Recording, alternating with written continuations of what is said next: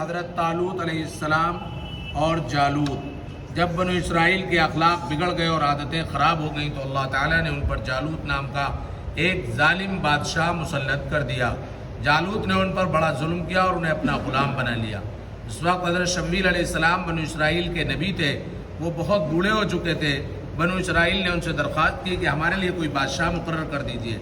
حضرت شمویل علیہ السلام نے اللہ کے حکم سے طالوت کو ان کا بادشاہ مقرر کیا۔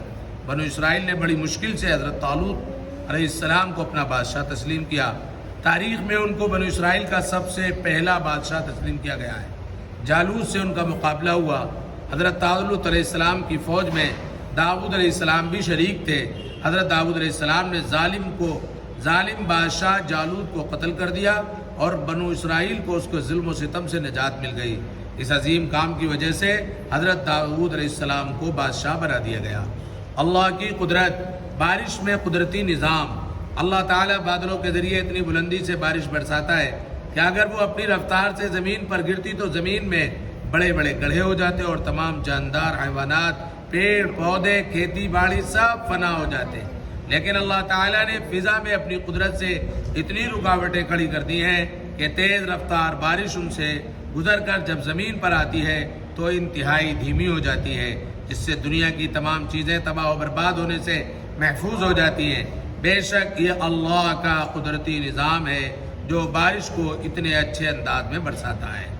ایک فرض کے بارے میں صلہ رحمی کرنا، قرآن کریم میں اللہ تعالیٰ فرماتا ہے جو لوگ اللہ کے عہد کو توڑتے ہیں اس کے مضبوط کر لینے کے بعد اور ان تعلقات کو توڑتے ہیں جن کے جوڑنے کا اللہ تعالیٰ نے حکم دیا ہے اور زمین میں فساد مچاتے ہیں، یہی لوگ نقصان اٹھانے والے ہیں۔ خلاصہ، رشتے ناطے اور تعلقات کو برقرار رکھنا بہت ضروری ہے۔ ایک سنت کے بارے میں سونے سے پہلے وضو کرنا۔ حضرت عائشہ رضی اللہ تعالیٰ عنہ بیان کرتی ہے کہ رسول اللہ صلی اللہ علیہ وسلم جب سونے کا ارادہ کرتے تو نماز کی طرح وضو فرماتے۔ ایک اہم عمل کی فضیلت، پریشان حال کی مدد کرنا۔ رسول اللہ صلی اللہ علیہ وسلم نے فرمایا جو شخص پریشان حال آدمی کی مدد کرے اللہ تعالیٰ اس کے لیے 73 مغفرت لکھے گا، جن میں ایک مغفرت تو اس کے تمام کاموں کی اصلاح کے لیے کافی ہے اور 72 مغفرت قیامت کے دن اس کے لیے درجات بلند ہو جائیں گے۔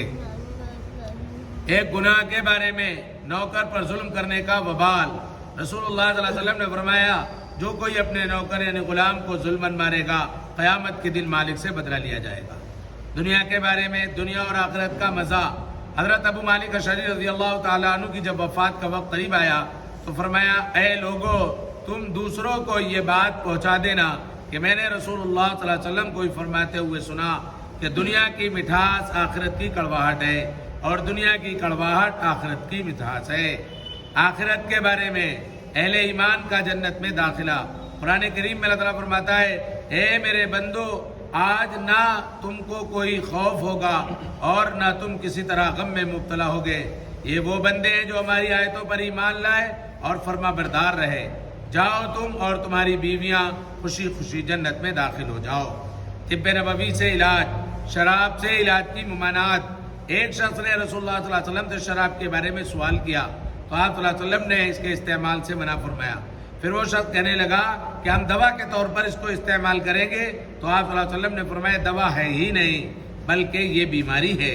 قرآن کی نصیحت، قرآن کریم میں اللہ تعالیٰ فرماتا ہے تم میری نعمتوں پر مجھے یاد کرو میں بھی تمہیں یاد کروں گا اور میرے احسانات کا شکر ادا کرو اور نافرمانی مت کیا کرو۔ سبحان اللہ۔